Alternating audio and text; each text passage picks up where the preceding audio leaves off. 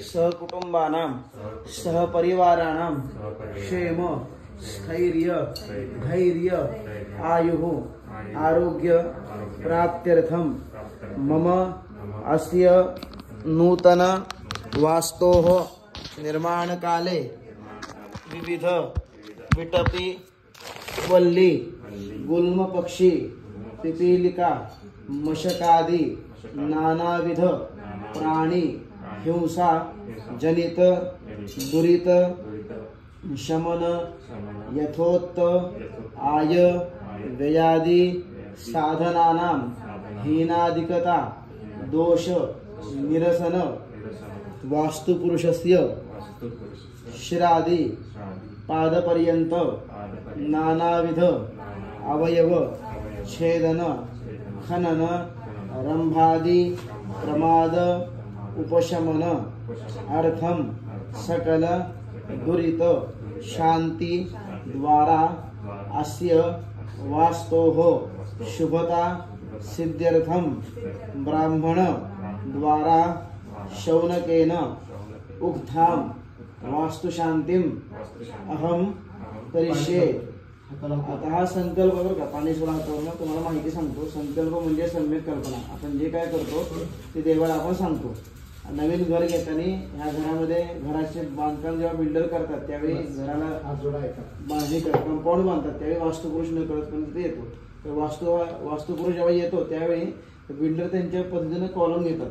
शिर म्हणजे डोकं नाभी म्हणजे पोटाचा भाग पाद म्हणजे पायाचा भाग ह्या ठिकाणी घाव घातला आणि वास्तुपुरुष दुखावतो त्यावेळी वास्तुदोष येतो। मग हा वास्तुदोष निघून जावा त्यामुळे त्यासाठी शौनक नावाचे ऋषी आहेत त्यांनी सांगितल्याप्रमाणे आज आम्ही ब्राह्मणांच्या साह्यानं वास्तुशांतीचा विधी करतो।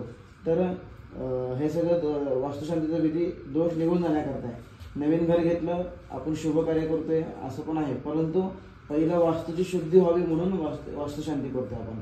तर नेहमी वास्तुपुरुष तथास्तु म्हणतो म्हणून घरामध्ये सकारात्मक गोष्टी बोलायच्या। आपण जे काय बोलू घरामध्ये पैसे आहेत सगळं आहे सगळं काही चांगलं आहे असं म्हटलं तर त्या गोष्टी चांगल्या होणार आहेत। वास्तुपुरुष नेहमी तथास्तु म्हणतो म्हणून त्या गोष्टी मार्गी लागतात। आणि वास्तुपुरुष हा शंकराचा अवतार आहे आणि शंकर भगवान जेव्हा रागामध्ये होते त्यावेळी वास्तुपुरुष निर्माण झाला आणि तो निर्माण झाल्यानंतर मग सर्व काही खायला लागला। त्यावेळी मग ब्रह्मदेव म्हणाले की वास्तुपुरुषाच्या पाठीवर सर्वजण थांब बसा।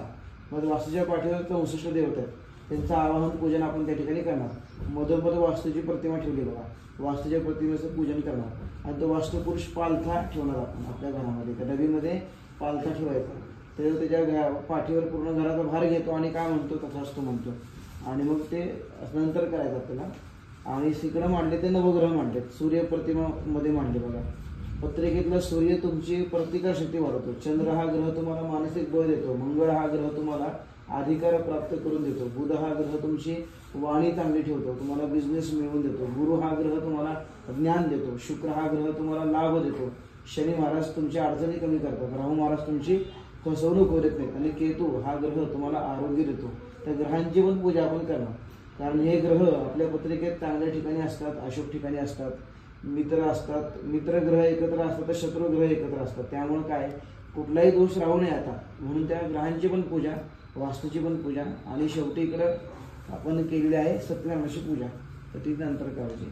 ते आता संकल्प केला तुमच्याकडनं पहिला हातावरनं पाणी सोडलं 4 वेळा सोडा पाणी अजून सोड तत्राधो निर्विघ्नता सिद्ध्यर्थं महागणपती पूजनम् अस्ति पुण्याः